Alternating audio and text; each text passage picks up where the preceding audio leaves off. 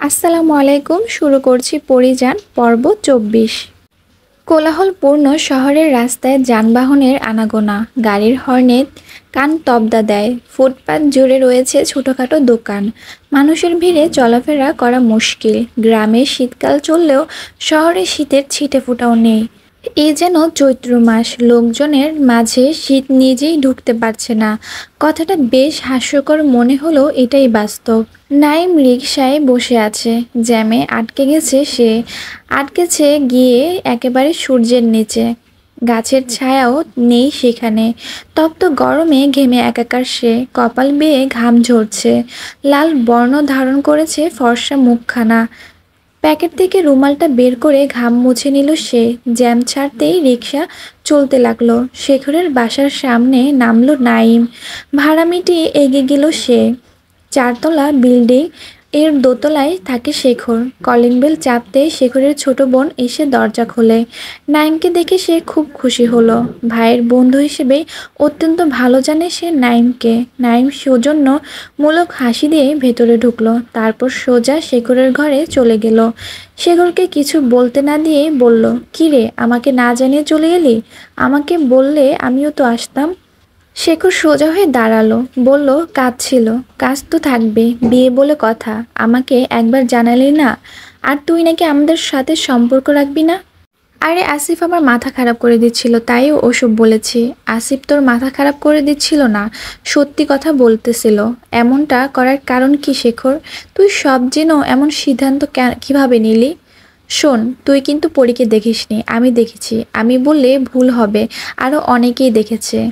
এক দেখাতে মোহ সৃষ্টি হয় শেখর। তুই তোর পরীকে ভালোবাসিস না, আর জানিসই তো আমি পরীকে।" নাইমকে থামিয়ে শেখর বলল, "তুই তোর দেখিসনি, তাহলে তুই কিভাবে ভালোবাসিস বল? আমি দেখে ভালোবাসতে না পারলে তুইও পারিসনি নাইম। হ্যাঁ, মানছি আমি পরীর সৌন্দর্যে মোহিত হয়েছি, তাহলে তো তুইও হয়েছিস। দেখিসনি পরীকে, কিন্তু মুখের কথা শুনেই তোর এই অবস্থা। আর আমার দেখে কি অবস্থা হয়েছে ভাবতে পারছিস?" ঘৃণায় চোখ ফিরিয়ে নিল নাইম। ছি, এতটা জঘন্য মনের মানুষ শেখর, তা আজ জানল নাইম। শেখরের দৃষ্টিভঙ্গি এতটা কুৎসিত। ওর মতো ছেলে পরীকে পাওয়ার যোগ্যতা রাখে না। তোর দৃষ্টি যে এত নোংরা তা আমার জানা ছিল না। ওই মেয়েটার দিকে ভালোবেসে তাকানোর বদলে লুলুপ দৃষ্টি দিচ্ছিস। আমি খারাপ নজরে দেখিনি পরীকে। তুই যদি তখন একবার পরীর স্নিগ্ধ মুখশ্রী দেখতে, তাহলে তুইও এক দেখায় আবার নতুন করে মেয়েটির প্রেমে পড়তি। বিশ্বাস কর, আমি খারাপ চোখে দেখিনি। আমি কেন কোনো পুরুষই বিকৃত নজরে দেখার কথা ভাবতেও পারবে না। মোহে আটকে গেলেও একদিন ঠিকই ভালোবেসে আগলে রাখবো আমি। দীর্ঘশ্বাস ছাড়ে নাইম। বলে, "আমি মানতে পারছি না শেখর। বন্ধু হয়ে এইভাবে বেইমানি করে ঠিক করলি না। নিজের পছন্দকে পাওয়াটা বেইমানি নয়।" নাইম আর কথা বলল না। চলে যেতে উদ্যত হয়েও ফিরে তাকালো। শেখরকে উদ্দেশ্য করে বলল, "যদি কোনো দিন শুনি পরি তোর কাছে ভালো নেই, সেদিন তোকে খুন করতেও আমি পিছুপা হব না।" শ্মশানে কাঠপোড়ায় ধোঁয়া উঠছে এখনো। দাউ দাউ করে আগুন জ্বলছে বিন্দুর চিতায়। দূরে মাটিতে বসে এক দৃষ্টি তাকিয়ে আছে সম্পান। না, আজ তার চোখে এক ফোঁটা জল নেই। সব শুকিয়ে গেছে। বিন্দুর কথাগুলো মনে পড়ছে খুব। বিন্দু তো বলেছিল যে সম্পানকে ভুলবে না। তাহলে আজ কেন ওকে ভুলে রেখে গেল? সম্পানকেও তা সাথে নিয়ে যেতে পারত। হঠাৎই সম্পান শুনল বিন্দু আগুনের ভেতর থেকেই যেন বলছে, "তোমার নামের সিঁদুর ছাড়া অন্য নামের সিঁদুর আমার মাথায় পড়ার আগেই যেন আমার মরণ হয়। আমি তোমার বউ হমু মাঝি।" সম্পান তৎক্ষণাৎ উঠে দাঁড়ালো। বিন্দু বলে দৌড়ে গিয়ে গেল আগুনের দিকে, কিন্তু তার আগেই কয়েকজন লোকেরা টেনে ধরে সম্পানকে। চেতনা হারিয়ে সম্পান ঝাঁপ দিতেও পারে ওই আগুনে। সম্পান চিৎকার করে বলতে লাগলো, "আমি তোরে সিঁদুর পরাইছি বিন্দু, তাও আমার রাইখা যাইস না। তোরে ছাড়া আমি ভালো থাকুম না বিন্দু।" মহেশ সম্পানের পাগলামো দেখতেছে আর চোখের পানি ফেলছে। এখন মহেশের মনে হচ্ছে সম্পানের সাথেই বিন্দু ভালো থাকতো। ছেলেটা সত্যি বড্ড বেশি ভালোবাসে তার মেয়েকে, কিন্তু এখন এসব বলে কী লাভ? সেই বিন্দুটাই তো নেই।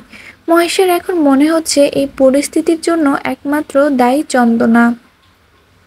চন্দনা যদি রাজি হতো সম্পানের সাথে বিন্দুকে বিয়ে দিতে, তাহলে এসব হতো না। আদরের মেয়ে বিন্দুর এমন পরিণতি হতো না। বিন্দুর শেষকৃত্য সম্পন্ন হতেই সবাই চলে গেল। সম্পান হামাগুড়ি দিয়ে এগিয়ে গিয়ে কিছুটা ছাই হাতে নিল। পানি দিয়ে আগুনের আভা কমানো হলেও এখনো ছাই বেশ গরম। তবে প্রেমিক পুরুষ সম্পানের হাতটা সয়ে নিল। ছাই নিয়ে সে ছুটল। গন্তব্য কোথায় তা সে নিজেও জানে না। জমিদার বাড়িতে আজ যেন ছোটখাটো অনুষ্ঠান। অন্দরের উঠোনে খেজুর পাতার পাটি বিছিয়ে বসে আছে তিনজন মধ্যবয়স্কী নারী। তারা তাদের ব্যাগ থেকে নানা ধরনের শাড়ি বের করছে। আবেরজান আর শেফালি একটা একটা করে পরীর গায়ে ধরে দেখছে কোনটাতে পরীকে বেশি মানাচ্ছে। সবগুলো রঙেই পরীকে সুন্দর লাগছে। পরী নির্জীব হয়ে বসে আছে, রঙ্গহীন হয়ে আছে মুখখানা। বিন্দু চলে গেছে আজ 7 দিন পার হয়ে গেছে, অথচ কোনো খবর পরী পায়নি। কে মারল বিন্দুকে তাও জানেনি কেউ। পরী রোজ কুসুমকে দিয়ে খবর নেয়। সেদিনের পর থেকে পরী ঘরবন্দি। আজকেই তাকে বাইরে বাইরে আনা হয়েছে।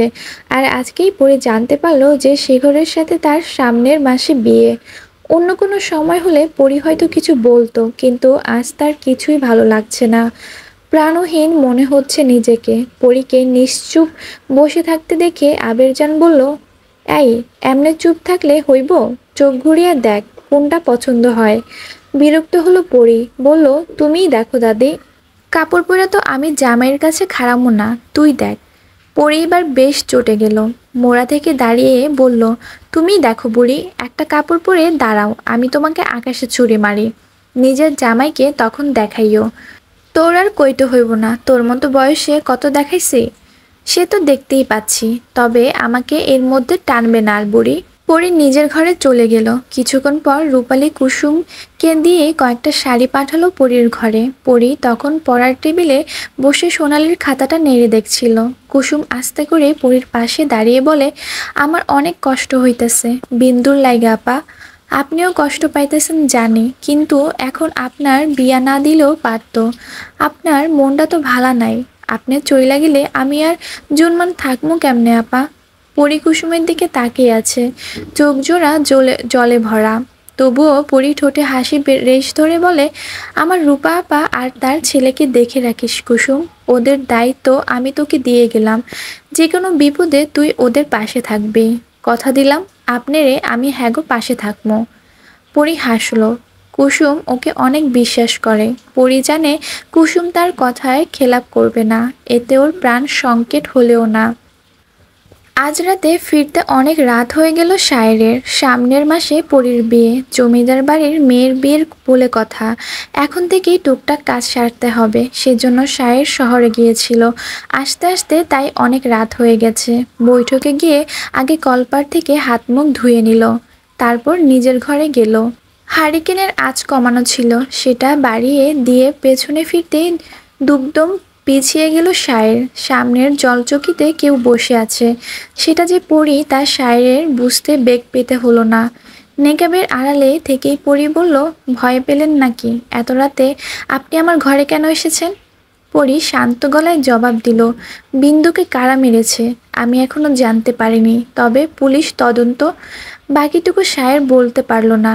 পরী মৃদু চিৎকার করে বলে, কথা ঘোরাবেন না, আমি জানি আপনি সব জানেন।